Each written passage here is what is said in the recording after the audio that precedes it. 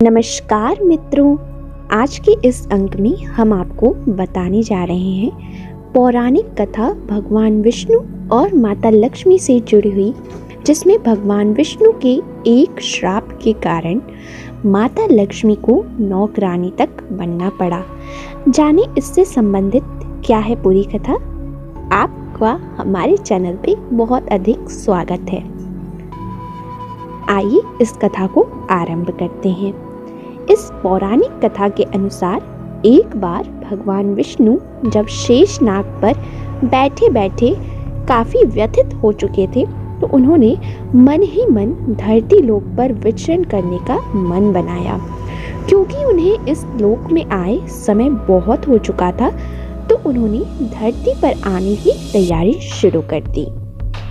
इस पौराणिक कथा अनुसार जब माता लक्ष्मी ने भगवान विष्णु को तैयार होकर कहीं जाते हुए देखा, तो उनसे पूछ लिया कि वो कहाँ जा रहे हैं। जिसके उत्तर में भगवान विष्णु ने उन्हें अपने धरती लोक जाने से संबंधित यात्रा की पूर्ण जानकारी दी, जिससे बाद माता लक्ष्मी ने भी उनके साथ अपनी जाने की इच्छा बताई।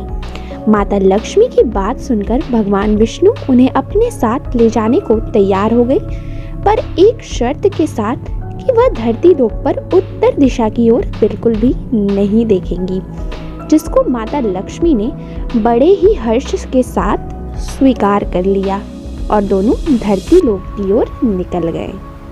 जब भगवान विष्णु और माता लक्ष्मी धरती लोक पर पहुंचे, तो वहां का मौसम कुछ समय पूर्व हुई बारिश के कारण बहुत ही सुहावना हो चुका था। चारों ओर हरियाली और सूर्य देव की मध्यम मध्यम किरणों का नज़ारा देखते ही बन रहा था। धरती लोक पर आकर प्रकृति की ऐसी मन मोह लेने वाली सुंदरता और नज़ारे को देखकर माता लक्ष्मी भगवान विष्णु को दिया हुआ अपना वचन भूल गईं और उत्तर दिशा की ओर देखते हुए एक बहुत ही सुंदर और खुशबू से भरे उद्यान की ओर प्रस्थान कर गईं और वहां लगे सुंदर फूलों में से एक को तोड़कर भगवान विष्णु के पास चली आईं। जब भगवान विष्णु माता लक्ष्मी के हाथ में उस बगीचे से तोड़ा हुआ सुंदर फूल देखते हैं, तो वो बहुत दुखी और क्रोधित हो जाते हैं। उन्हें अपने द्वारा दिए गए वचन को याद दिलाते हैं। भगवान विष्णु की बातें सुनकर माता लक्ष्मी को अपने द्वारा तोड़े हुए उस वचन और बिना किसी आज्ञा के उस सुंदर फूल को तोड़ने की गलती का एहसास होता है और वो अपनी उस भूल के लिए भगवान विष्णु से क्षमा मांगती हैं। पर भगवान विष्णु उन्हें क्षमा ना देकर उस गलती और भूल को पाप मानते हैं और उन्हें दंड के तौर पर श्राप देते हैं कि जिस माली के बगीचे से उन्होंने ये फूल उसकी बगैर आज्ञा तोड़ा है, उसके घर पर माता लक्ष्मी को अगले 3 वर्षों तक नौकरानी बनकर अपनी गलती का पश्चाताप करना होगा। जिसके बाद भगवान विष्णु माता लक्ष्मी को वैकुंठ धाम वापस बुला लेंगे।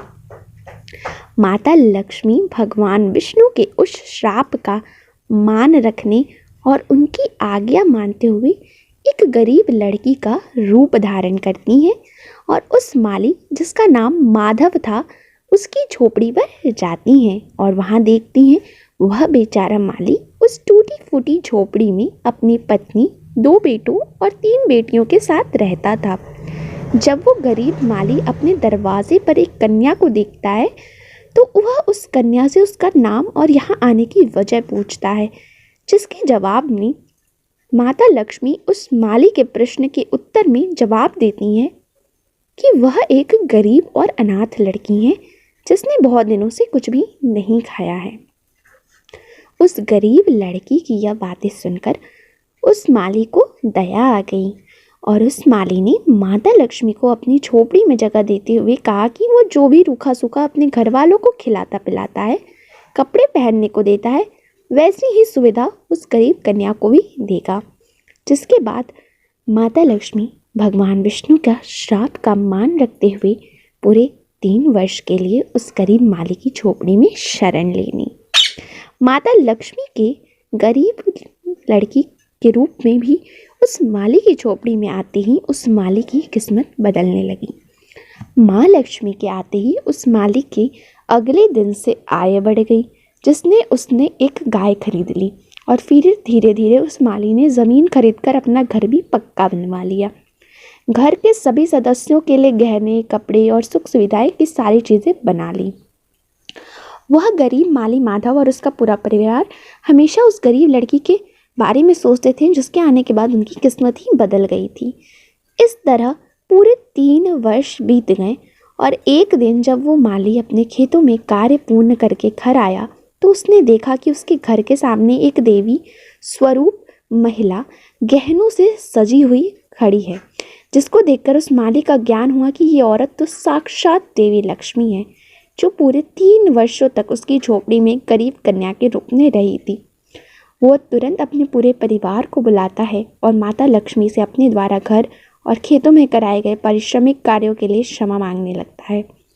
पर माता लक्ष्मी उल्टा मुस्कुराते हुए उस माली और उसके पूरे परिवार को अच्छे और भले लोग बताती हैं और पूरे परिवार को सर्वदा धन संपन्न रहने का वरदान तक देती हैं और अपने स्वामी भगवान विष्णु द्वारा भेजे गए रथ में बैठकर बैकुंठ धाम की ओर प्रस्थान कर जाती हैं।